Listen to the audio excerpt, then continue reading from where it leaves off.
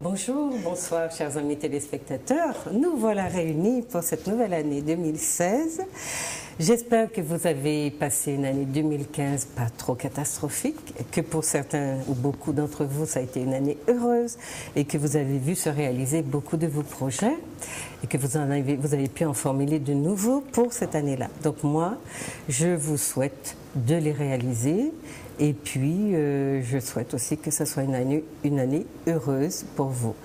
Je voudrais vous dire que nous avons à travailler à développer notre esprit de solidarité. Nous avons à partir à la conquête de notre histoire et donc de nous-mêmes. Nous avons à cesser d'être la construction ou les constructions des autres et nous avons à désirer vivre en harmonie avec notre environnement, avec les nôtres, pour éviter que la violence ne continue à faire les ravages que nous les connaissons et que nous arrivions donc en quelque sorte à nous apaiser et à nous supporter, à nous tolérer, à vivre dans une société qui soit digne de ce nom. Pour 2016, je voudrais également remercier toute l'équipe de Zouk TV, toutes les petites mains qui travaillent à nous réaliser les produits que vous voyez, les produits de qualité, les belles images qui vous sont données à voir, et adresser donc un merci particulier à monsieur Emmanuel Granier qui met ses plateaux à notre disposition pour vous servir.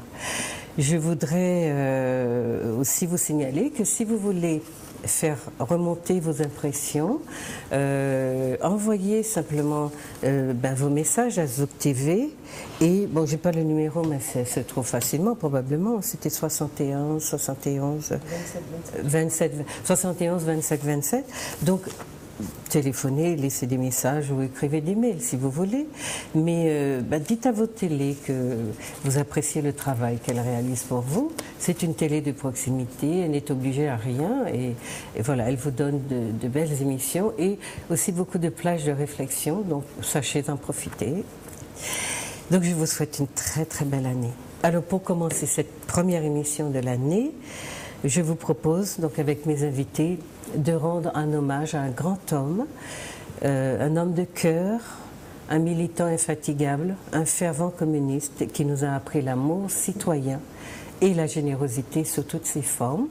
Il vient de nous quitter à l'âge de 91 ans. Il s'agit, vous l'avez compris, de Philibert Duféhal, avec qui nous avons déjà réalisé une émission sur ce plateau même. Et voilà, aujourd'hui j'ai des invités qui vont essayer de l'appréhender de manière, on va dire, dans toute son humanité, dans toutes ses facettes aussi, parce que c'est quelqu'un qui a pu apparaître paradoxal entre sa vie familiale et sa vie de militant, mais c'était quelqu'un de toute façon de très entier et de très droit, et c'est cela qu'on retiendra essentiellement de lui. Alors je lui avais consacré un ouvrage avec qu'on a à partir des petits textes qu'il avait écrits sur certaines périodes de sa vie, et c'est un ouvrage, donc je ne sais pas si on peut voir la diapositive qui montre la couverture de l'ouvrage, voilà, Philibert Duféhal, militant communiste et syndicaliste martiniquais.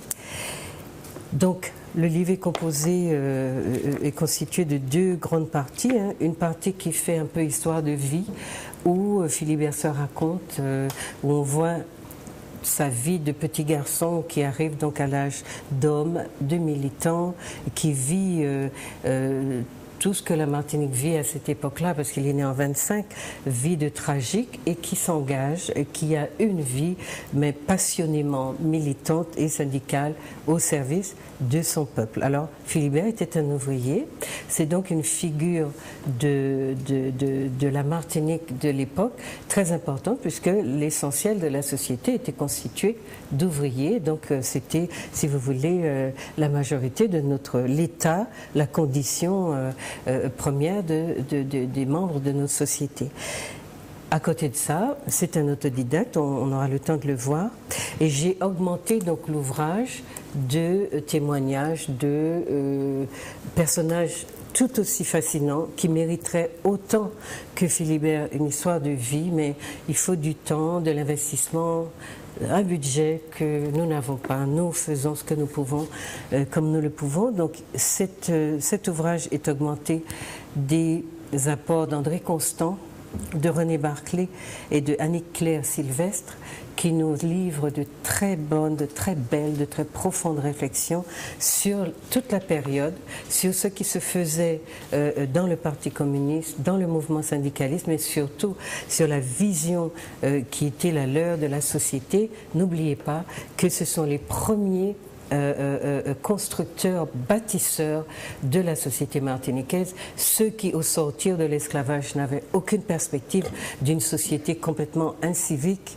et qui ont apporté de l'humanité dans cette société qui était sortie, née dans l'esclavagisme et qui sortait donc à peine de ces oripeaux d'esclavagisme et qui a été construite petit à petit par ces militants communistes, ces gens qui se sont battus pour que aujourd'hui les acquis sociaux dont vous bénéficiez vous soient accordés. Et il ne faut jamais l'oublier. Nous sommes devenus peut-être de bons consommateurs et nous avons tendance à balayer le sens des choses, à perdre le sens des symboles, à oublier que des gens avant nous se sont battus pour nous et que nous aussi, nous devons nous battre pour les générations futures. C'est cela la chaîne de transmission que nous dont nous devons avoir conscience en tant qu'être humain, parce qu'aucune société ne se transmet si elle n'a pas été transmise. Donc d'autres sociétés viendront, prendront la place de la nôtre et s'installeront à notre place si nous ne développons pas le sens des responsabilités qu'avaient nos aînés qui nous ont transmis, donc avec tous les défauts qu'on peut leur reprocher de nous avoir transmis, cette société qui est humaine, qui est viable, qui continue malheureusement à être démantelée par l'évolution de la société de consommation, mais que nous essayons de préserver tant que faire se peut. Voilà, c'était ça l'introduction que je voulais vous faire à cette première émission de l'année.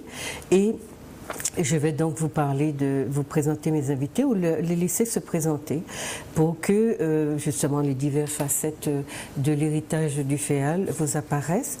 Donc il y a un livre, il y a des émissions qui se transmettent en ce moment en radio sur la radio RLDM qui avait retransmis deux grandes séries d'émissions sur lui. Donc il y a des sources, si vous avez envie aujourd'hui de vous informer du personnage et des luttes à côté de lui, parce qu'il n'était pas seul, bien sûr, donc de découvrir aussi tous les personnages centraux de cette époque de lutte et de militantisme. Alors, aujourd'hui, j'ai le plaisir donc de vous présenter 4 invités. J'ai le grand plaisir de vous représenter Monsieur Armand Nicolas, qui a déjà participé à plusieurs émissions sur ce plateau même, qui est un ami, un partisan un communiste convaincu et qui a aussi produit une œuvre considérable donc sur l'histoire de notre pays et sur de grands épisodes tragiques de l'histoire comme André Aliker, comme aussi la révolution anti-esclavagiste du 22 mai, etc. Donc il y a aussi beaucoup de choses à lire si vous voulez répondre à cette quête dont je vous ai parlé, la quête de vous-même, la quête de votre histoire. Vous devez être des militants de cette cause-là. J'ai aussi le grand plaisir de vous présenter Digna, sa fille, l'une des filles de Philibert, qui sera probablement la mieux placée pour nous parler de sa sensibilité de père. Monsieur Robert Caillol, pardon, désolé, qui est militant syndical de la CGTM-FSM. Secrétaire général, pardon. Voilà, secrétaire général de la CGTM. CGTM-FSM. Et puis, monsieur Christian Eneleda, d'accord, qui est aussi militant à la CFSM. Voilà, donc deux militants syndicalistes. Vous savez que M. Philibert Dufayel était donc, lui il avait quelle responsabilité? Il était président d'honneur. Président d'honneur de la CGTM FSL. Voilà. Il était anciennement secrétaire général de Tout à fait. Il était anciennement secrétaire général du syndicat. Voilà, vous savez tout. Alors, c'était un petit peu difficile de réunir les gens qui allaient parler de lui.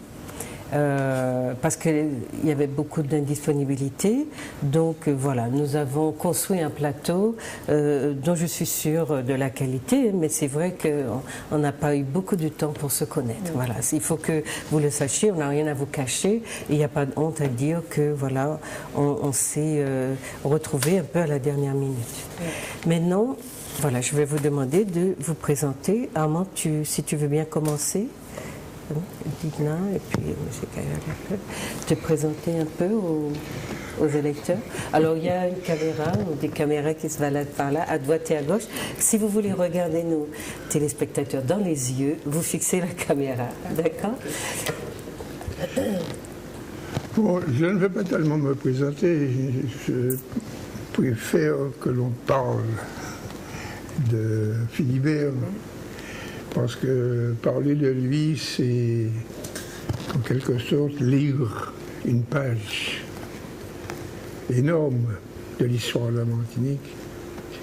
Et cette page-là, il faut que les Martiniquais l'intègrent dans leur conscience si on veut que ce pays aille plus loin. Alors on dira, je dis trois choses. J'ai été professeur d'histoire et de géographie, donc à la retraite évidemment, et en même temps, j'ai été un homme public, disons, très actif, et depuis ma jeunesse, la tendre jeunesse, je milite toujours pour la même cause. Je suis devenu communiste en 1947 et je le suis encore en 2016. J'ai consacré une bonne partie de ma vie à la vie politique, à l'action politique, puisque je suis devenu secrétaire général du Parti communiste martiniquais et je le suis resté pendant une trentaine d'années. J'ai donc vécu à côté de Philibert, parce que lui aussi, il a vécu cette période-là avec moi. Je me suis fixé de mettre à la surface l'histoire de la Martinique. Parce qu'un peuple qui n'a pas d'histoire, qui croit ne pas en avoir, n'est pas un peuple. Un peuple ne peut pas vivre sans histoire. Il y a des gens qui pensent que bon, le passé, c'est fini, il faut mettre ça de côté, ça n'a pas d'intérêt. Hélas, hélas. Tout ce qui se fait aujourd'hui, nous ne pouvons pas le comprendre. Et nous n'avons pas en tiré les leçons, nous ne devons pas dresser les objectifs du futur sans tenir compte de ce passé. Bon, je ne vais pas rentrer dans les détails. Comment ne peut-on pas envisager l'avenir de la Martinique en oubliant 2 siècles d'esclavage? En final. Bon, alors je suis donc un historien et très attentif à ce qui se passe dans le pays.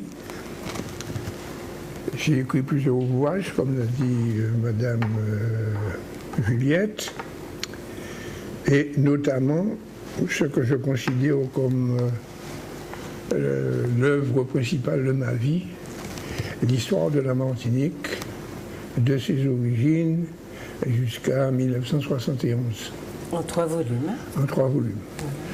Donc, me voilà, et avec l'âge, j'ai évidemment dû quitter un certain nombre de responsabilités, mais j'ai gardé le cœur et l'esprit comme ils étaient, lorsque j'avais 20 ans. C'est bien, c'est très important. Voilà, alors voilà ma présentation et Philibert se situe là-dedans. D'accord. Dans cette vie-là. Tu auras l'occasion de nous en parler. Dinia? Alors, Dinia Bobby, effectivement, une demoiselle du Féal. Nous sommes 7 dans la famille, donc fille du Féal Philibert. Voilà. Pour le moment, c'est ce que je veux dire. D'accord. Dans la fratrie, à quel rang vous situez-vous? Je suis 4e. 4e, d'accord. Monsieur Caillol, c'est vous? Oui, je suis Robert Caillol, je suis l'actuel secrétaire général de la CGTN-FSM. Et quand je dis actuel, bon, c'est peut-être la relève, c'est peut-être la nouvelle génération, mais en tout cas, je suis un peu un élève de mon éminent professeur, Philibert Dufayel, que j'ai connu pratiquement à la même époque que j'ai connu Victor Lamont. Donc j'avais 18 ans, je me souviens très bien. C'était maître. C'était mes maîtres. Et je les ai connus, ces deux personnes, à la même époque, puisque c'était un petit peu, si on peut dire, la peau et la chemise. C'était Philibert Dufayel, c'était un fidèle compagnon de Victor Lamont. Et ils étaient tous deux partout et ensemble. Donc c'est comme ça que j'ai connu Philibert Dufayel. Et puis, bon, dans l'activité syndicale, au niveau de la CGTN-FSM, Philibert Dufayel a été secrétaire général de 1982 à 1990. Mais ça, c'était le devant de la scène. Le devant de la scène. Mais Philibert Dufayel a mené l'activité, l'action syndicale depuis son adhésion au parti, n'est-ce pas? Il avait 19 ans, me semble-t-il. Oui. Il avait 19 ans. Donc, ce sont des choses... Mais il a commencé à 16 ans? Il a commencé à militer à 16 ans, non? Il disait que dès 9 ans, il s'était Dès déjà... 9 ans, il a assisté à l'enterrement d'André. Ça, c'est... officiellement? On va développer, mais oui, ce que je connais de Philibert Dufayel, c'est ce que, dans les échanges, parce que Philibert Dufayel, j'ai appris qu'il n'était pas un grand bavard, certes, il n'était pas un grand parleur, mais Philibert Dufayel disait tout, mais en très peu de temps. Exactement. Et je sais, et hier encore, au moment de son enterrement, oui. J'ai eu l'occasion, j'ai eu peut-être la chance de pouvoir le dire, mais Philibert Dufayel, personnellement, me rappelait que sa première action militante, il avait 9 ans, et c'était pour aller à l'enterrement d'André Aliquer. Tout à fait. Un certain 11 janvier. Oui. Il le raconte aussi. Et comme par hasard, hier, nous l'avons écouté, 11 janvier 2016, nous l'avons conduit à sa dernière demeure. Tout à fait. Donc, il a fait un cycle complet. Ça a été le choc initial. Le choc initial. Et donc, quand je dis que Philibert Dufayel, il a bien accompli sa vie, il a bien comblé le cercle de la vie, puisqu'il a commencé à militer sous l'influence peut-être polaire d'André Aliquer, et il a terminé par le jour de son anniversaire, c'est de sa mort. Donc je crois que Philibert Dufayel, il a accompli une mission, je dis bien une mission, auquel je suis prêt à témoigner et que je garderai en mémoire. Parce que peut-être encore aujourd'hui, ça me donnera davantage de force et de conviction pour continuer la lutte sur la route, la voie qu'il a tracée. Voilà. Est-ce que vous pourrez, pour les téléspectateurs, rappeler ce que signifie le sigle CGTM-FSM? Alors, c'est Confédération Générale du Travail de Martinique, et le FSM, c'est la Fédération Syndicale Mondiale auquel nous sommes affiliés. D'accord. Parce qu'il existe une CGTM tout court. Il existe une CGTM tout court. Voilà. Et alors, ça, c'est une scission. La FSM relève d'une scission. Oui. Voilà. Alors, moi, je dirais, je suis... Philibert Dufayal, il a été un ami, un ami, un père, un grand maître. Et je prenais plaisir à échanger avec lui, je prenais plaisir à l'écouter. En tout cas, Philibert Dufayal, on trouvait en lui une certaine morosité. Bon. J'ai eu l'occasion de flasher, de surprendre un flash, un sourire flash. Ce sont des sourires flash. Mais en tout cas, personnellement, j'ai eu l'occasion, peut-être la chance de voir Philibert Dufayal pleurer. J'ai eu l'occasion de le voir angoissé. Et surtout, il m'a dit personnellement qu'il a eu 2 défaites dans sa vie. 2 défaites qui l'ont secoué. Alors, certes, il a eu, premièrement, c'était, me disait-il, lors de ce qu'il a appelé à son jargon une trahison du Parti communiste, dans le Parti communiste. Oui, et une deuxième, c'était... Donc c'était dans les années 50. Voilà, les années 50. Je parle de l'homme, quand il me racontait un petit peu ces petits moments de mélancolie. La première, c'était... certes, ce qu'il a appelé dans son jargon la trahison. Bon. Et puis, la deuxième, c'est la scission de l'organisation syndicale en 90. Alors, concernant la CGT et la CGTM, il faut comprendre que Philibert Dufayal, il a été secrétaire général sur à peu près 2 mandatures. De 82 à 90. Mais Philibert Dufayal aussi, lors du congrès en 90, n'était pas présent parce que il était souffrant. Il était souffrant parce que Philibert Dufayal a compris un petit peu une certaine défaillance de santé en 1990. Et à l'époque, peut-être quelques mois avant le congrès de 90, c'était son secrétaire général adjoint, Camille Jaccaria, qui assurait l'intérim. Donc ça voudrait dire que le congrès de 90 était déjà amorcé, c'est-à-dire la scission même du syndicat était déjà amorcée pendant l'absence de Philibert Dufayal à cause de sa maladie. Bon, pour des raisons que nous connaissons.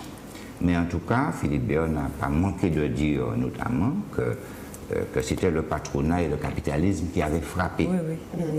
Qui avaient frappé pour la bonne raison, parce qu'ils ont voulu casser l'outil des travailleurs laissé par la lutte ouvrière, notamment les communistes. Voilà. Donc c'était une défaite pour lui avec une grande amertume. Et puis il a eu un moment de tristesse dans sa vie, c'est la disparition de Victor Lamont qui l'avait énormément touché. Oui, tout à fait. Voilà. Monsieur Inéléda. Voilà, c'est le seul héritage que j'ai. Vous comprenez pourquoi j'y tiens. Bien sûr. Bien sûr. Écoutez, moi je connais... D'abord j'ai connu Victor Lamont, un jour de 1976.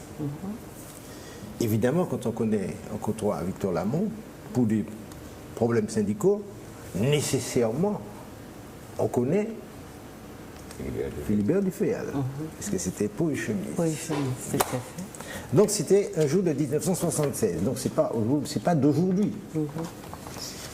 Et je suis un peu comme Victor Lamont et Philibert Dufayal, je n'ai jamais trahi, je suis toujours resté dans mon syndicat. Bien. Philibert Dufayal, en ce temps-là, on a créé la CGTM-FSM, et bien je suis resté à la CGTM-FSM, avec ceux qui m'ont donné la structure syndicale. Donc, Philibert Duféal, je crois que c'était un monsieur. Aujourd'hui, je dis un monsieur, mais généralement, c'est un camarade. Honnête et sincère, qui a toujours combattu pour le bien-être des Martiniquais et plus spécialement des travailleurs martiniquais. Dans le plan syndical, sur le plan syndical, c'est pour les travailleurs martiniquais. Bien entendu, sur la partie politique, c'était un communiste qui ne le cachait pas et qui n'a jamais trahi. Et là, je dis que pour l'ensemble des Martiniquais. Alors, moi, ce que j'ai beaucoup apprécié, aussi bien, je ne peux pas parler du Duféal si je ne parle pas de Victor Lamont. C'est un ensemble pour moi. C'est ça ma structure. Ces deux hommes-là ont accepté, depuis 1976, que je milite au syndicat, tout en sachant que je n'étais pas communiste. Contrairement à ce qu'on a dit, on a redit à la Martinique que la CGT et puis la CGT-FSM était l'antichambre du communisme, etc. Tout le monde savait que je n'étais pas communiste, mais alors loin du tout, j'étais gaulliste. Et on m'a toujours accepté. Je crois, hein, sauf erreur de ma part, on m'a toujours fait confiance. Et j'ai toujours fait confiance à ces deux hommes-là. Et il y a deux hommes qui m'ont donné l'occasion de témoigner d'une certaine douceur chez moi. C'est Victor Lamont et mon père. À ces deux hommes-là, j'ai eu l'occasion de passer ma main sur leur front, sur leur lit quand ils étaient malades. Duféal, je n'ai pas eu l'occasion, mais ça aurait été exactement la même chose. Et quoi que je crois que Duféal avait beaucoup d'amitié pour moi, et je crois qu'il sait que j'avais beaucoup d'amour pour lui. Alors c'est pour ça, monsieur le camarade, tu as dit que à moi Nicolas, tu as dit que tu n'avais pas 20 ans. Moi j'ai 20 ans, parce que j'aime. J'aime mon prochain, j'aime le militantisme, donc j'ai toujours 20 ans. D'accord. Bon, ben voilà, chers amis, vous avez écouté nos invités on va essayer d'entrer un peu dans le vif du sujet, mais poser le cadre était important. C'est qui a fait quoi? Oui, Armand? Je voulais dire un petit peu en préface. Remercier Juliette. Pas seulement pour l'émission que nous avons aujourd'hui, mais elle a donné à Philibert une dimension. Et elle a fait de Philibert une sorte de phénomène historique martiniquais. Une figure.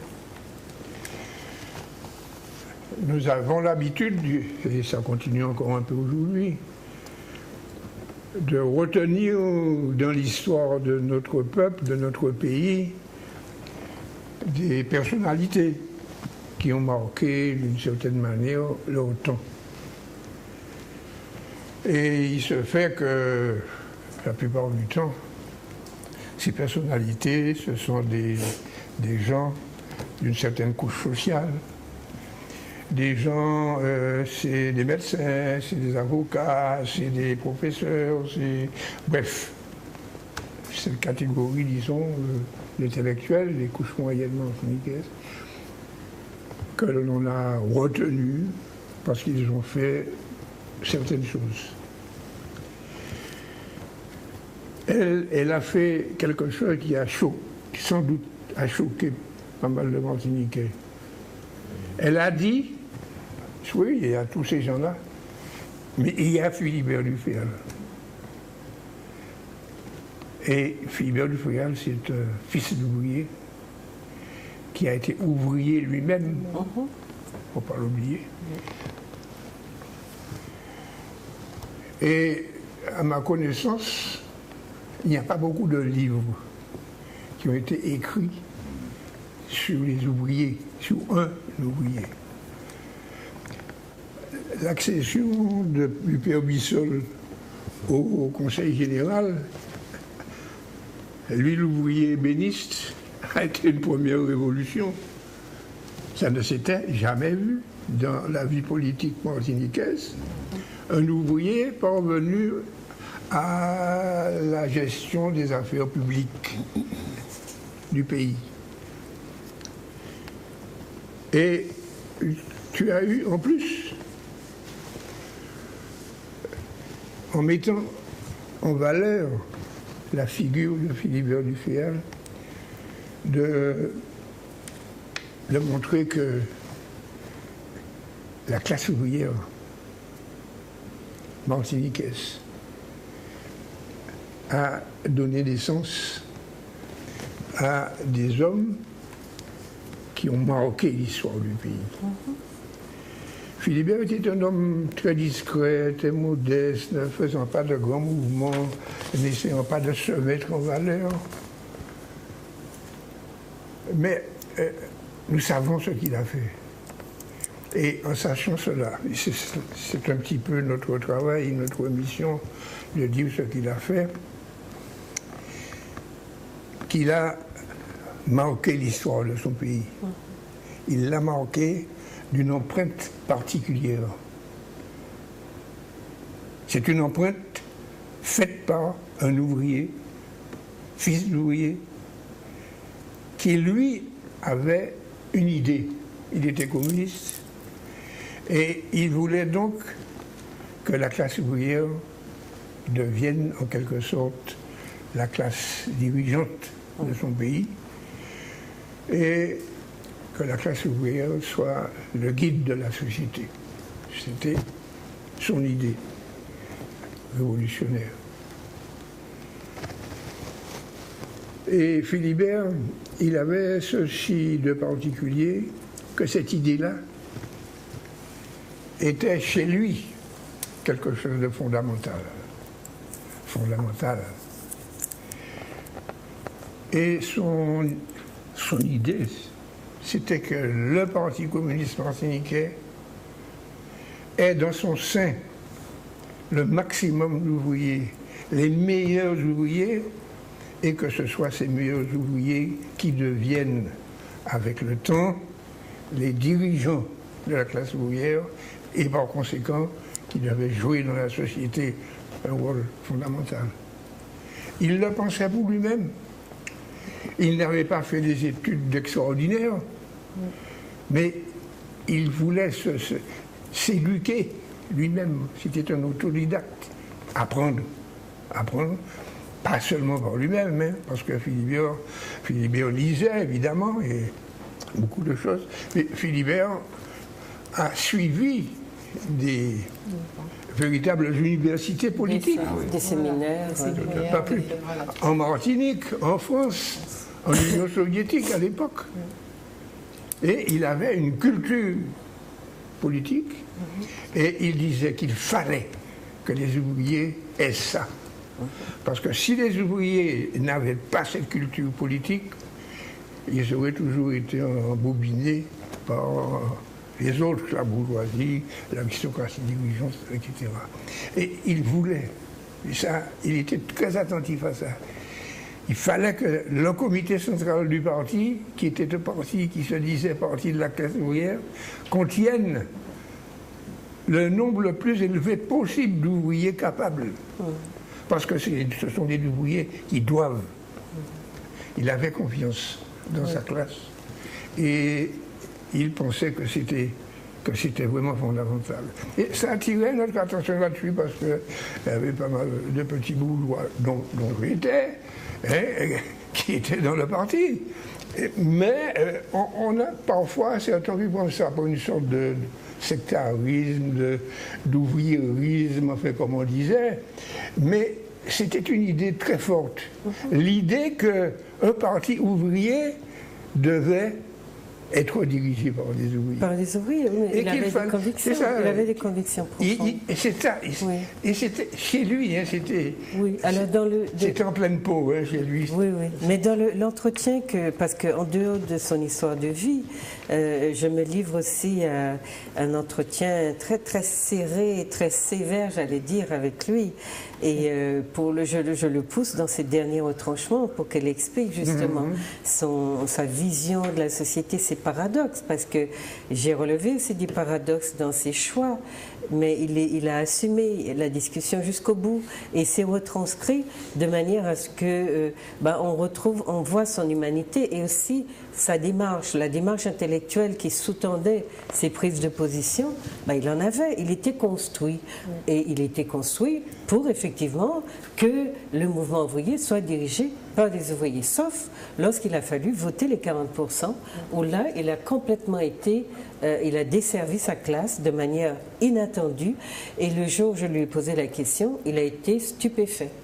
Parce qu'il n'était pas allé sonder cette posture qu'ils avaient eu de soutenir la lutte des fonctionnaires pour obtenir les 40% et pas pour les ouvriers. Donc les ouvriers de Martinique n'ont jamais bénéficié des 40%, alors que ce sont les ouvriers qui se sont mis en grève pour soutenir la classe moyenne qui la demandait. C'était un paradoxe chez lui, mais il l'a assumé, il l'explique. Et dans l'entretien que j'ai avec lui, on relève de ce type de comportement qui montre que, voilà, on se forme, on a des projets, on a des ambitions, des convictions, mais on est un homme avant tout.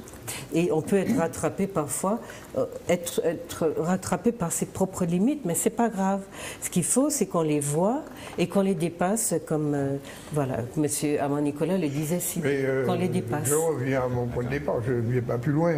Je pense que c'est le mérite que tu as eu de faire cet ouvrage unique de la littérature martiniquaise, un ouvrage dont le héros est un ouvrier. Je crois que c'est un des éléments mais je veux pas en faire importants. Non.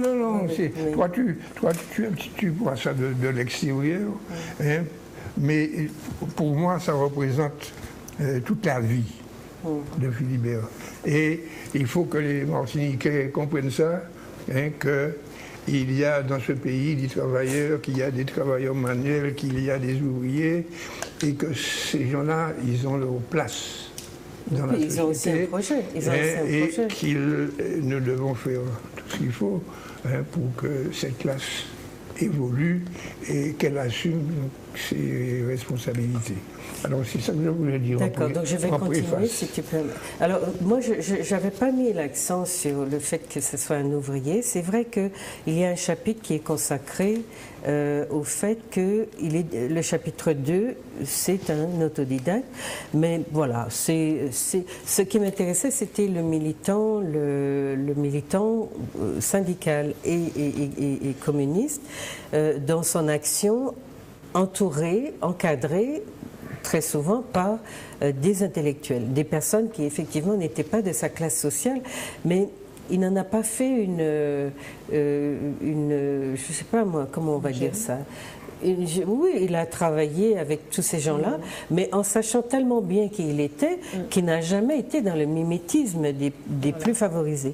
Il a tout à fait su qui il était, et c'est bien de définir le personnage de cette façon-là. C'est quelqu'un de fort dans sa tête, quelqu'un qui savait qui il était, quelqu'un qui savait qu'il n'appartenait pas, parce que nous avons beaucoup dans notre population des stratégies de chevauchement de classe. Et Philibert n'a jamais eu ces stratégies d'aller ou de jouer à l'intellectuel ou à ce qui n'était pas. Il jouait à celui qui s'instruisait en sachant qu'il était un ouvrier qui voulait s'investir de savoir pour aider les autres ouvriers à monter. Donc je n'ai pas mis l'accent sur le fait que c'était un ouvrier, mais c'est bien qu'on sache qu'une société ne se construit pas avec son élite uniquement. Et moi, en tant que sociologue, c'est plutôt cela qui m'animait. Donc quand j'ai parlé de communistes, j'ai choisi quelqu'un du parti parce que ce sont les premiers bâtisseurs de la société martiniquaise. Qu'on le veuille ou non, ça c'est une réalité qu'on ne pourra jamais contourner. Ce sont les premiers bâtisseurs après l'esclavage. Ce sont eux qui nous ont apporté un modèle de société. On a beau le critiquer, mais on ne critique pas, on ne construit pas à partir de rien. Voilà donc ceux qui ont posé les premières pierres, les fondations, et c'est à nous justement d'améliorer ce qui a été proposé, mais il y a eu des bâtisseurs. Et c'est à partir de cela que j'ai travaillé. Et ce qui est intéressant, à mon avis, c'est de bien considérer qu'une société, elle peut mettre en valeur ses intellectuels, elle peut leur donner toute la place, mais c'est injuste.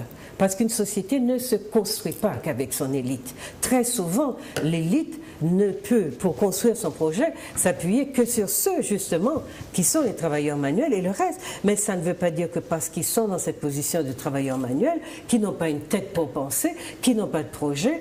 Et c'est bien cela que j'ai essayé de mettre en valeur dans la trajectoire de vie de Philibert, qui avait une vision, qui avait fait des choix politiques et syndicaux et qui avait des luttes qui ont abouti justement à l'obtention de tous les acquis sociaux dont bénéficient les Martiniquais aujourd'hui, de quelque classe sociale qu'ils soient, qu'ils appartiennent ou qu'ils relèvent. Voilà, donc ceci posé, je voulais vous dire, vous avez beaucoup parlé de M. Lamont, qui a été un personnage central aussi dans la vie de Philibert, mais je sais que son père a joué un rôle très fondamental, très fort dans sa vie. Et je voulais le souligner, je l'ai souligné dans l'ouvrage, pour dire que son père a exercé sur lui une véritable fascination. Et pour l'époque que c'est, et ce qu'on dit du père martiniquais qui ne prend pas ses responsabilités, qui ne marque pas sa progéniture, j'ai eu envie de signaler que voilà, Philibert est né au début du siècle, qu'il a eu un papa qui a été tellement présent, tellement fort, et qu'il a construit tellement qu'il a voulu le devenir, il a voulu presque devenir son père.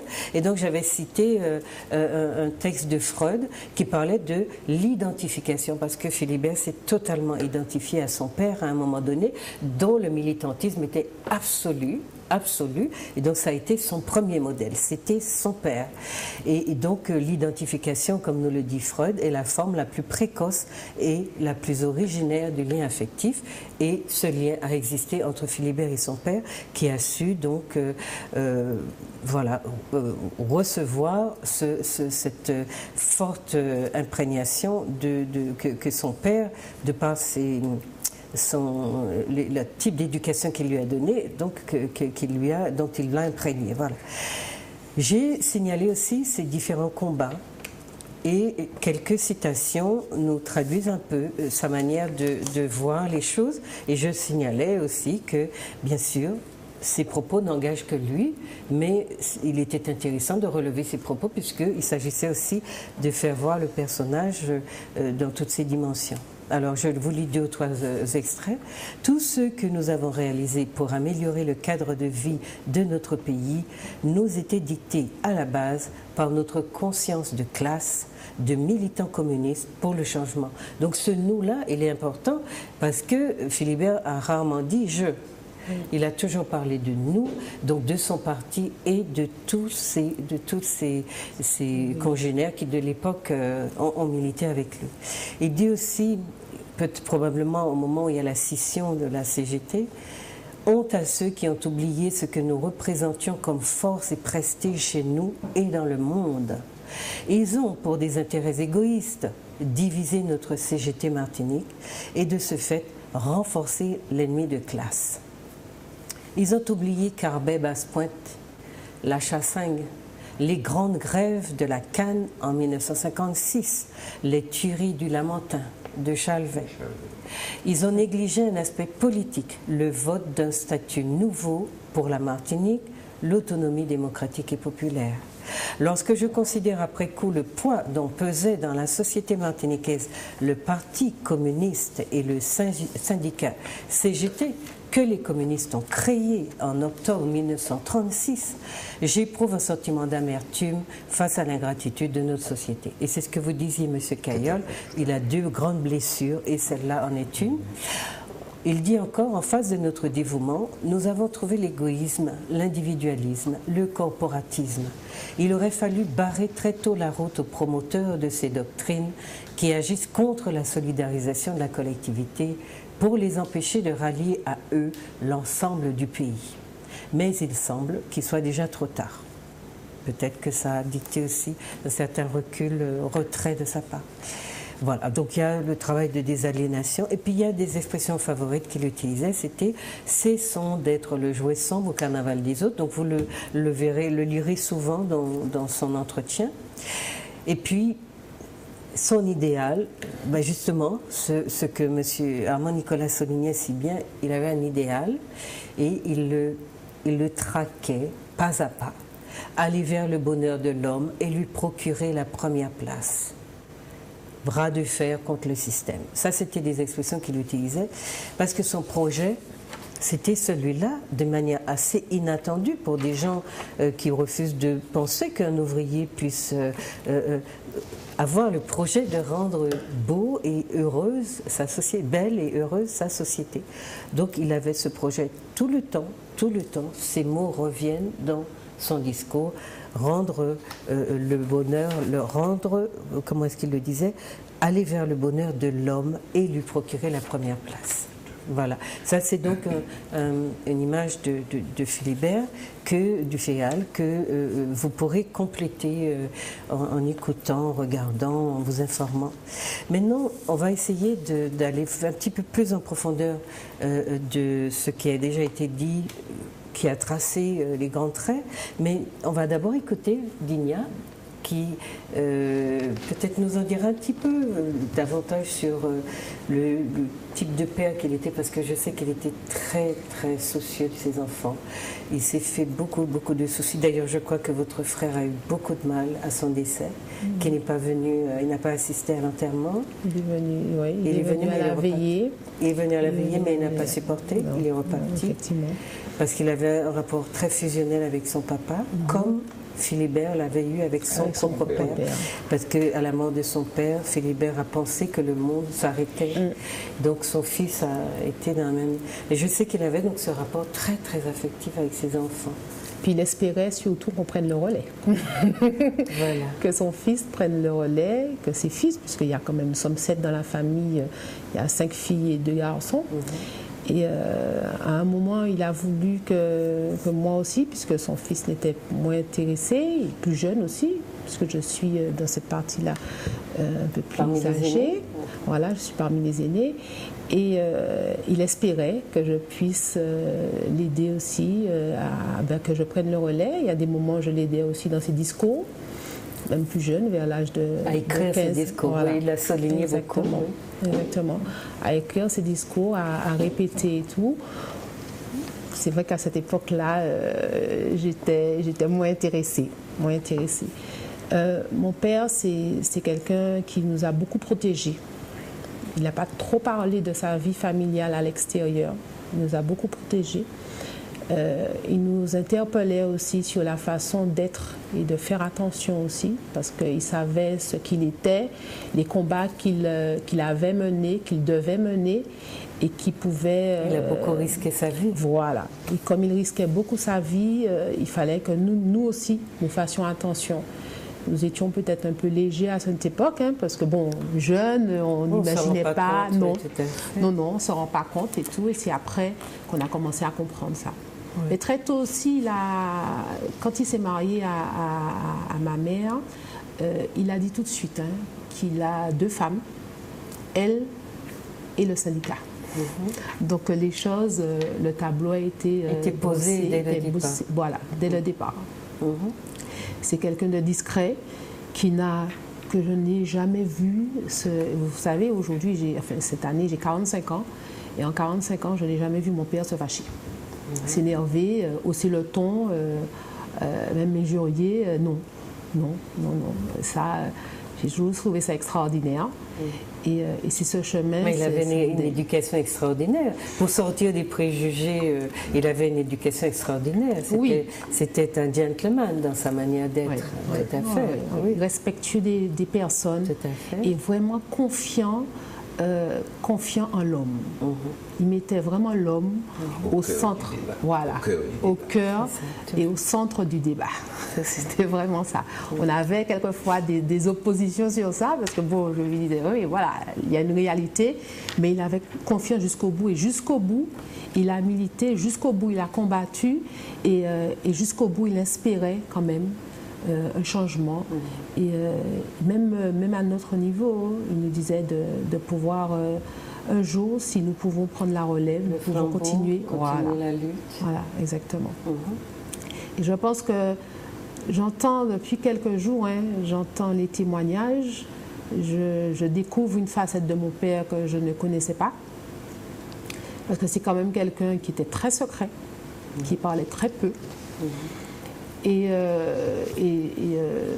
j'ai compris que quelque part, le travail, puisque le travail que je fais aujourd'hui, c'est dans le social,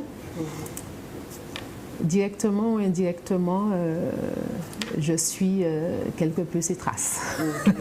Et j'ai cette conviction, évidemment, qu'il faut croire.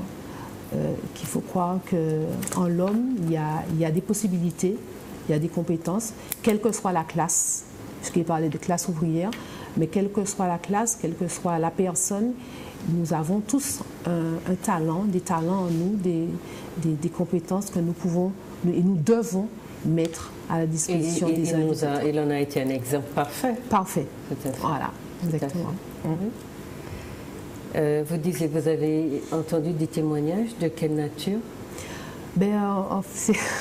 C'est vrai qu'on a eu à discuter, hein. J'entendais comment il s'était, dès 9 ans, même si j'ai lu aussi, on a eu à retracer des événements quand le livre s'est construit, s'est mis en place, mais non seulement dès 9 ans avec André Aliquer. Il y a aussi, quand il était parti à Moscou, il a vécu des choses assez difficiles en 62. Quand il est retourné, il avait été très atteint physiquement et moralement. Et bon, je suis née en 71, donc je ne connaissais pas tout ça. Au fur et à mesure, on découvre le personnage. J'ai découvert aussi quelqu'un qui est... Enfin, je sais qu'il était charitable, mais au quotidien, comme ça, savoir qu'il prenait de sa poche pour pouvoir acheter des livres pour emmener dans les campagnes et tout, ça aussi. Ça aussi, et cet homme qui a... Il y avait ce souci de pédagogue, enfin d'instruire le peuple. Voilà, comme disait M. Arnaud Nicolas, effectivement, de pouvoir sortir l'homme de certaines conditions et de se dire que ce n'est pas parce qu'on est d'une certaine condition qu'on ne peut pas accéder à la connaissance. Et surtout, il ne supportait pas l'inhumanité dans laquelle on obligeait la classe ouvrière à vivre. Parce que je me rappelle d'un épisode où il dit à un ouvrier dont les enfants dormaient sur des paillasses à même le sol, regardez-vous, est-ce que vous êtes comme un petit enfant de béquet? Non, les béquets dorment sur des lits, vous dormez par terre, alors que c'est vous qui produisez, etc. Il était tout le temps dans ce désir de secouer les gens pour leur dire de ne pas accepter qu'on les fasse vivre comme des animaux, ou bien qu'on les réduise à une condition bestiale. Et c'était important. C'est un souci de mettre l'homme au centre du débat, mais de lui faire prendre conscience que son humanité dépendait aussi de ses luttes à lui. Alors c'est mettre l'homme au centre du débat et puis mettre l'homme, comme il avait l'habitude de dire, debout. Parce que c'était ça. C'était vraiment une expression qu'il avait régulièrement, c'est pouvoir mettre l'homme debout. L'homme doit être fier de ce qu'il est, de ses racines, de son histoire, qu'il doit connaître tous les jours. Et c'est ça. Et jusqu'au bout, il a vous savez, jusqu'au bout, il a encore, il n'y a même pas un mois, quand je lui ai annoncé justement qu'il y avait les élections de la CTM, il a dit nous serons victorieux. Nous étions au premier tour. Jusqu'au bout. Voilà, exactement, nous étions au premier tour. C'est ça. Je peux ajouter une chose, c'est que j'étais presque sûr qu'il n'allait pas mourir avant les élections. Moi aussi, par contre. Il allait fuir les pauvres. Ah oui, Il s'est dit, donc il a dû se dire, nous avons gagné, et donc on pouvait aller dormir en paix. Bon, écoutez, ça, ce sont nos élucubrations. Voilà, monsieur, voilà. Ah bien, monsieur voilà. Je voudrais attirer l'attention sur... Moi, je considère que Lamont, Dufayel, ces grands hommes syndicalistes, je ne parle pas des politiciens. Moi, je ne suis pas politique. Mais les syndicalistes, dans le temps, ont eu cette sagesse pour faire la part des choses, pour comprendre comment fonctionnait la société martiniquaise. Et lorsque, par extraordinaire, les fonctionnaires ont eu les 40%, on a dit brièvement comment ça s'est passé, où les dockers ont aidé les fonctionnaires, etc. Et que les deux personnes qui pouvaient faire basculer les 40% dans le camp général de la Martinique, c'était Lamont et Duféal. Et ils ne l'ont pas fait. Pourquoi? Parce qu'ils avaient le souci de la justesse des choses. Parce qu'ils savaient très bien que l'économie martiniquaise ne pourrait pas supporter ça pour le privé. Et moi je crois que c'est là leur force et leur sérieux et la qualité de ces hommes-là, parce qu'aujourd'hui qu'est-ce qu'on voit? Les castes qui ont justement les 40% brûlent, mettent le feu à la Martinique sans tenir compte de l'intérêt général. Or, ces hommes-là ont tenu compte de l'intérêt général. Ils n'ont pas désavoué leur classe. Ils n'ont pas désavoué leur classe. Ils ont tenu compte, et tout ouvriers qu'ils étaient, ils ont compris le sens de l'économie. Ils ont compris le sens de la réalité, et ça aurait été le chaos s'ils avaient accepté, parce qu'ils avaient le pouvoir de le faire, s'ils avaient accepté d'aller dans ce sens-là. Et c'est pour ça que je crois que ces hommes-là ont plus de mérite que pas mal d'intellectuels d'aujourd'hui et d'hier. Oui, mais c'est d'ailleurs le choix d'être dans un parti qui prône l'égalité de tous les hommes, le partage des biens collectivement produits, etc. C'est ça l'idée. C'est-à-dire qu'on a galvaudé beaucoup l'idée du communisme, etc. Et on a traduit cette idée, que c'est un idéal, et pas forcément une idéologie comme ce dans quoi on l'a transformé, mais il y a au départ cette idée généreuse du partage et du bien-être de tous, pas seulement des classes favorisées. Alors oui, je vais justement dire 2 mots là-dessus, parce que il faudrait rappeler aussi que à l'époque, il n'existait pas le syndicat à la Martinique. Il n'existait pas. Et c'est le Parti communiste qui a créé le syndicalisme en Martinique. Alors, à l'époque, on parlait de tout, on parlait de courroie de transmission. Ceux qui ont voulu faire du mal aussi bien au Parti communiste qu'au syndicalisme ont évoqué la courroie de transmission. On faisait allusion à la dictature, comme on critique Cuba, par exemple, comme on attend critiquer la Russie. Mais c'était l'esprit unique de faire du mal. C'est ce que nous appelons l'aliénation.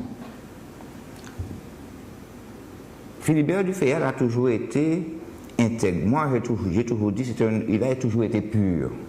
Et nous le disions tout à l'heure parce qu'il a reçu une éducation de son père Auguste Duféal, qui lui était le fondateur du syndicalisme à la Martinique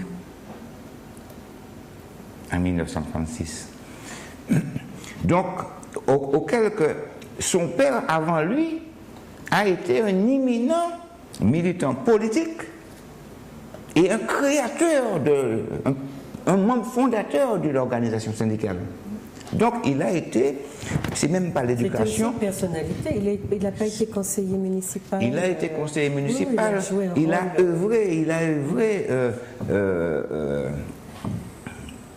comment dirais-je, au Conseil des prud'hommes, parce qu'il faut comprendre à l'époque, le Conseil des prud'hommes a été dissous, il a été géré par la cour d'appel et tout ce qui s'ensuit. Donc il y a tout un processus. Mais son père, lui, il était un petit peu artisan, il a œuvré au prud'homme, son père. Donc son père a été son miroir lui-même. Et quand il regardait son père, il se voyait. Il se voyait. C'est ce qu'il dit. De toute façon, il en parle avec beaucoup de conviction. Donc, sur ça, quand Philibert a été son école, parce qu'il ne faut pas oublier que Philibert, on parle de Victor Lamont, certes, Victor Lamont a eu l'occasion de faire un choix. Ce sont deux personnes que je ne peux pas dissocier. Dans la vie professionnelle, Victor Lamont a eu l'occasion de faire un choix. entre son travail et l'activité syndicale. Mais il faut aussi rappeler que Philibert Dufayel a eu l'occasion de faire ce choix aussi. Exactement, tout à fait. Parce que Philibert Dufayel travaillait dans le commerce chez Paulin, et dans les années peut-être 60, au début, il a dû faire un choix pour aller faire une formation politique et syndicale. Ce que son employeur n'a pas accepté. Et ce qu'il lui a fallu, il a perdu son travail. C'est ça. Donc, ce sont deux personnes identiques qui ont fait l'itinéraire tracé, aussi bien l'itinéraire de son père, Auguste, mais également l'itinéraire de Victor Lamont. Donc, ce sont deux personnes qui ont œuvré ensemble, mais il faudra aussi dire quelque chose, c'est que Philibert Dufayel, après avoir été licencié relativement de son travail, a été permanent, c'est-à-dire secrétaire permanent au Parti communiste. Tout à fait. Donc ça voudrait dire que c'est lui qui remplaçait un petit peu petit Papaya actuel. Et Philibert Dufayel, il était militant syndicaliste, mais il n'avait pas de responsabilité de secrétaire général. C'était le gaillard, le jeune accompagnateur de Victor Lamont. Et c'est lui qui il avait déjà, je dirais, le pied à l'étrier, dans la mesure où il était, il a été pendant 7 ans, il a été secrétaire de syndicats. Du bâtiment. De syndicats du bâtiment. De syndicats des employés de commerce. Oui. Enfin, il était déjà, après c'est ça, il était accroché à l'activité. Oui, mais j'aurais voulu qu'on parle de tout ça de manière un peu plus structurée, pour finir avec le témoignage de Digna, de sa fille, parce que dans l'ouvrage, j'ai le témoignage de sa femme, le témoignage de 3 de ses enfants. Hein? Et il me semble que Philibert a manifesté une sorte de regret, effectivement, de ne pas, malgré l'importance qu'a occupé le militantisme dans sa vie, de ne pas avoir d'enfant qui ait repris le flambeau comme vous le... Comment expliquez-vous ça? Vous savez, ma mère, ses parents aussi étaient dans le syndicat. Mon grand-père du côté de ma mère était maire de Rivière-Pilote. Par contre, à un moment, mon père, enfin, c'est ce que la boutade veut dire, l'histoire disait que ma mère, quand elle s'est mariée, la sœur de ma mère lui a dit, écoute, si ton père était vivant, tu n'aurais jamais épousé Philibert Dufayel, parce que Philibert Dufayel, à l'époque, était arrivé, il était opposant, justement, au niveau de... Voilà. Exactement. Donc, et en fait, ma mère nous a toujours raconté ce qu'elle a vécu à l'époque où son père militait et était dans la vie politique. Nous, on a vécu aussi, quand mon père était aussi impliqué aussi dans la vie politique. Mon père, on avait donné mon père au peuple. Notre père, à certains moments, il était effectivement avec nous à des moments bien précis et tout, mais il était plus au peuple qu'à ses enfants. Voilà. Et je pense que ça fait que on n'est pas voulu. On avait vécu un certain sacrifice et on n'a pas voulu reproduire ce schéma-là. Donc on a été plus à un moment et fortement dans l'opposition pendant un certain nombre d'années. Au fur et à mesure qu'on comprenait ce qu'ils mettaient en place, on entendait les uns les autres, on a commencé à accepter. Ça a été dur, comme M. Cayol disait, quand il s'est impliqué totalement, il ne travaillait pas, il n'avait pas de revenus, voilà. Il s'était complètement donné au peuple, à la politique, aux syndicats. Et donc c'est tout ça qui faisait qu'on se posait des questions et on a fait des choix. Donc il y avait deux blocs à la maison, il y avait papa d'un côté et maman et les enfants de l'autre, c'est bien ça? C'est cela. Donc il s'est senti isolé, il s'est senti un peu mis à l'écart?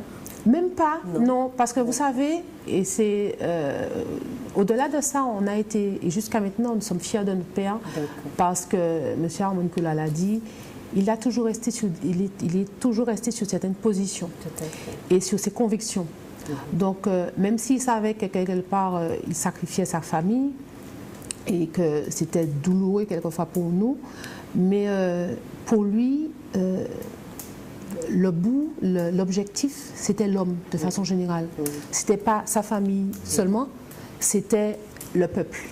Delia, votre sœur me racontait que justement, elle était très fière de lui parce qu'il avait des valeurs morales. Il y avait un problème à l'hôtel Méridien et des gens qui ont voulu l'instrumentaliser comme syndicaliste dur et pur. Voilà. Et il leur a demandé comment s'étaient passées les choses et il a découvert que voilà, il y avait des gens qui n'étaient pas très honnêtes et qui étaient responsables un peu du conflit et il a refusé de prendre position. Tout à fait. Et Delia me racontait combien elle trouvait donc cette rigueur morale importante aussi. Et ça vous a construit d'une certaine façon, même si dans la proximité ou dans la promiscuité, vous ne l'aviez pas au quotidien, mais vous l'aviez autrement en tant que modèle. Voilà. Et il estimait que de toute façon, vous savez, quelqu'un ne venait pas comme ça devant chez nous, on ne pouvait pas parler près de la barrière comme ça avec quelqu'un, avec un jeune homme. Il y avait des règles et qu'on devait suivre. Voilà. Et autrement, qu'est-ce que, comme ça, j'ai l'impression que de son vivant, il n'a pas été reconnu comme on l'a vu à sa veillée, parce que ça n'a pas désempli. Il y a eu énormément de monde, et en cela, les Martiniquais sont assez surprenants. Quand l'ouvrage est sorti aussi, on n'a pas eu l'impression que les gens s'intéressaient à ce travail sur lui, pour l'inviter, le faire parler, etc. Et puis, c'est à sa mort qu'on a vu ce déferlement de gens. Qu'est-ce que c'est pour vous? Quel sens tout cela a? Vous savez, vous disiez un moment tout à l'heure que c'est à la mort des personnes qu'on reconnaît l'homme, leurs valeurs. Mon père était quelqu'un de très discret, qui ne parlait pas beaucoup, qui ne montrait pas, qui ne se montrait pas normalement. Donc, ce n'est pas étonnant. Maintenant, il avait quand même des personnes qui restaient, qui étaient toujours... Voilà. Et pour lui, c'était ça l'important.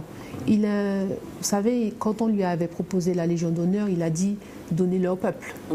Donc, ça ne m'a pas trop choquée parce que je savais que pour lui, l'important, c'est que le combat qu'il menait, que ça devait être mené jusqu'au bout.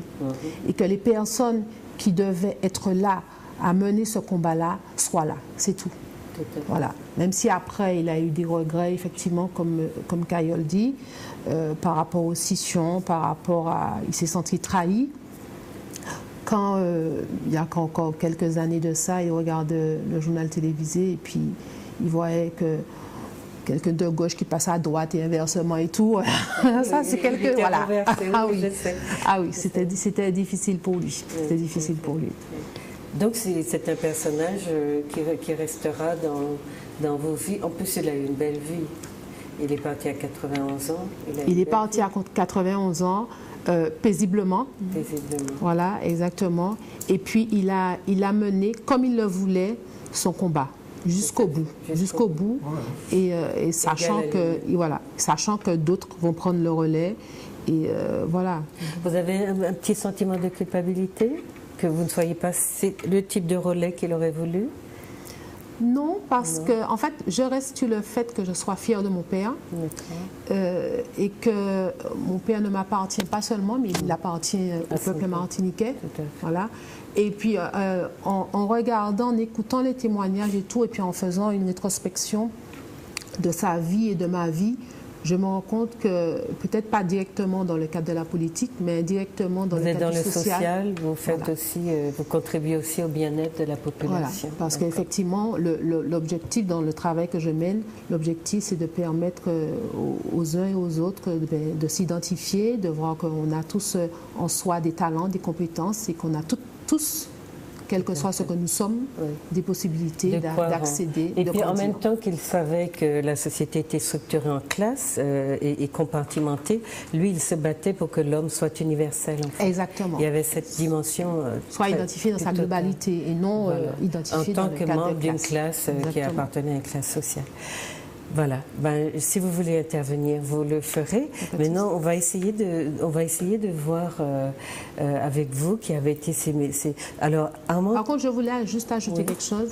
C'est que Armand Koula l'a dit à un moment, mais je veux personnellement vous remercier, Madame Esmeralda, parce que...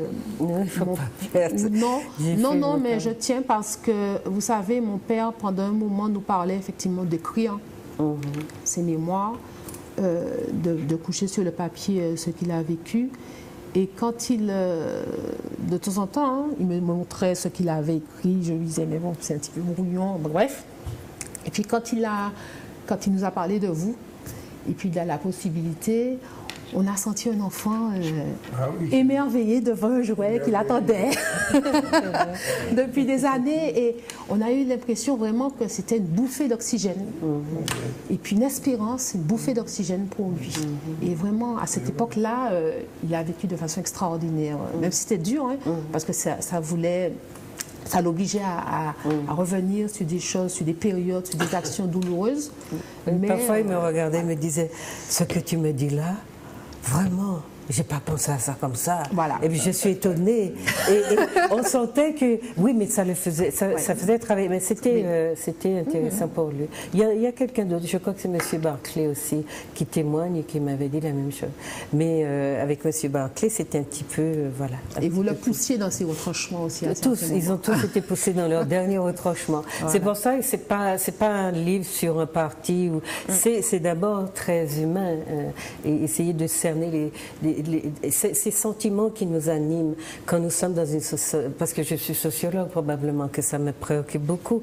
Quels sont les sentiments qui animent les acteurs sociaux que nous sommes d'une façon ou d'une autre et qui nous font construire pour les autres, avec les autres et penser tout le temps aux autres, plutôt que lui, il a dénoncé beaucoup l'égoïsme.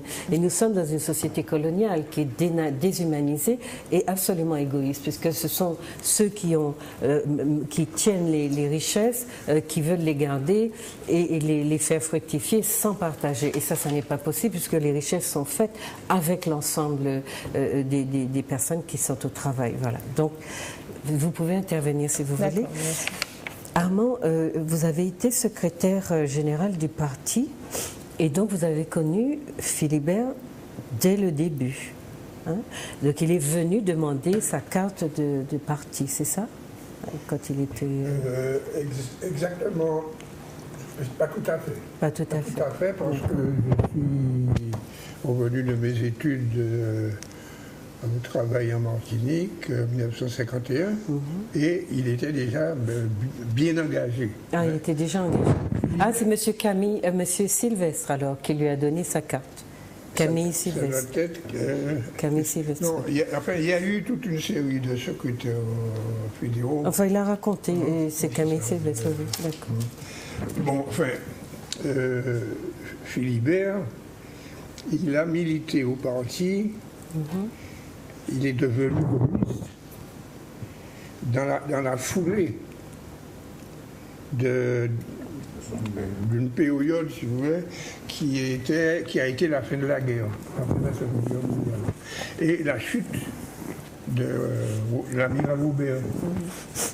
Et à partir de ce moment-là, le parti les communistes, je ne dis pas parti communiste, puisque le parti était interdit, il y a les secours du maréchal Pétain, tout ça. Les communistes, ils sont sortis d'une sorte de souterrain. Et c'est vrai, ils étaient obligés de travailler le souterrain. Mais ils ont porté à ce mouvement une force extraordinaire. Voilà un parti qui, en 1939, avait peut-être 25 adhérents, quelque chose comme ça. Un parti qui était peu nombreux dans l'organisation, mais les 25 travaillaient pour 200, qui va, pour employer un terme moderne, qui va booster il va impulser, il va pousser, faire sortir littéralement des masses populaires de ce pays un mouvement d'une force telle qu'il impose au pouvoir en place l'application des objectifs qu'il présentait. La départementalisation, elle a été le résultat de la lutte des forces populaires impulsées par les communistes martiniquais. Parce que vous voyez justement dans ce mouvement-là la possibilité de faire avancer les plus pauvres, les plus malheureux. Monsieur Constant a rappelé sans arrêt l'immense misère de la société.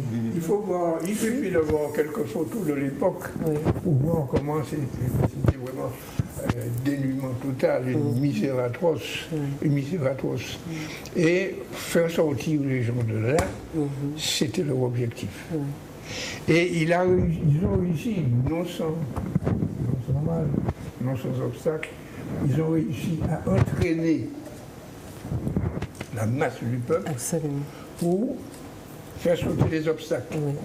Les obstacles, ce n'étaient pas seulement les patrons martiniquais, les béquets martiniquais, qui ont tout fait pour qu'il n'y ait pas de départementalisation.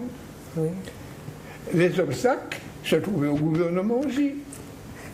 Qui ne voulait pas, et celui-là disait, le ministre socialiste disait, on n'a pas l'argent, la France est minée, etc. Par la guerre, on n'a pas, c'est pas le moment, etc. Les camarades se sont battus là-bas, avec, et puis, quand il a fallu porter le dernier coup, qu'est-ce qu'ils ont fait? Ils ont fait une souscription dans toute la Martinique pour payer le voyage de Lamont. Pour que la banque puisse aller là-bas et défendre et appliquer les lois sociales. Alors, parce que, excuse-moi, notre émission approche de la fin, j'aimerais qu'on entende de nos deux... Pour le résumer, la loi de départementalisation qui a été votée indiquait que la loi devait être appliquée l'année suivante. C'est ça. Qu'on devait appliquer les lois sociales 1 an après. Ça a pris 50 ans. Et il a fallu que les Lamont, les Bufféal, etc., continuent à entraîner les masses travailleuses de ce pays pour que les choses il fallait des moteurs. Été imposées par le combat des Martiniquais. Et c'est pas fini. On ne nous a pas fait de cadeau. C'est pas fini puisque les acquis sont grignotés.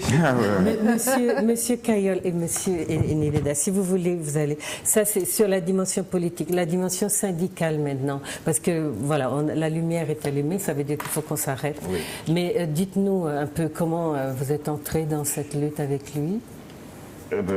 Donc, ça, c'était dans la période où il y a eu la scission déjà. Oui. Bon, alors, non, Philibert Dufayal, bon. La scission vient après. La scission, c'est en 1990, hein, c'est le congrès de 90. Oui, mais c'est à ce moment-là que se crée la FSM.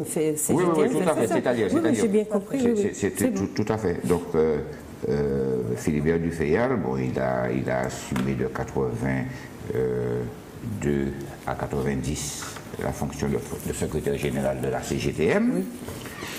Il était le secrétaire général du commerce également. D'accord. Bon, moi, j'ai côtoyé Philibert Dufayal parce que c'est la relève dans le syndicat du commerce. En tant que secrétaire général de la Confédération, il m'a proposé, en quelque sorte, et je suis jusqu'à présent secrétaire général du syndicat du commerce également. Du commerce, d'accord. Bon, et j'ai été, alors en 1990, il y a une scission, il y a Joachim parti d'un côté, et Philibert Dufayal et Luc Bernard, le secrétaire, de 90 jusqu'à 2004, jusqu'à 2003. 2004. Date 2004, c'est date que je suis, moi, secrétaire général en 2004, de la CGTM FSM. Jusqu'à présent, bon, Philibert Dufayal a milité, hein, mais il n'a pas fait semblant de militer, il a milité pleinement. Il s'est investi pleinement. En tant que... après 90, il a milité à la CGTM FSM avec Luc Bernabé. Avec moi, il a encore milité, puisque il faut pas oublier... À cette période-là, vous avez eu des acquis, vos luttes ont débouché sur quelques acquis, ou c'était... Alors, moi, c'est vrai, on n'a jamais le temps de parler de ce monument qui est Philibert, hein, c'est toujours ça. Mais je dois rappeler quelque chose qui selon moi, est important. Philibert avait une manière de parler au peuple, hein, de parler aux travailleurs, et de manière très symbolique. Maman est là, mi raison lutte moins. Elle est la main gauche moins, parce que c'est la main tiers moins. Le droit à l'éducation pour tous, le droit à la santé, le droit à l'emploi, le droit au logement et le droit à la retraite. C'est pour ça que je suis. Et à partir de cela, et quand il le disait, alors, le droit au logement, la famille qui a venu après, ainsi de suite. Mais il le faisait avec conviction. Et Philibert du Fayal, il était hérissé quand il s'agissait de l'hypocrisie. Oui, ça c'était de son caractère. Là, il était contre l'hypocrisie. C'était un homme, pour moi, toujours, c'était un engagé, mais toujours disponible. Cette disponibilité-là, dans l'action politique et dans l'action syndicale, fait quelquefois qu'on a des reproches de délaisser un petit peu la famille. Bien sûr. Parce que ce sont des engagements. Bon. J'ai connu Philibert du Fayal dans les différentes luttes, notamment dans le commerce, le Douker et tout ce qui s'ensuit. Il y a de grandes luttes.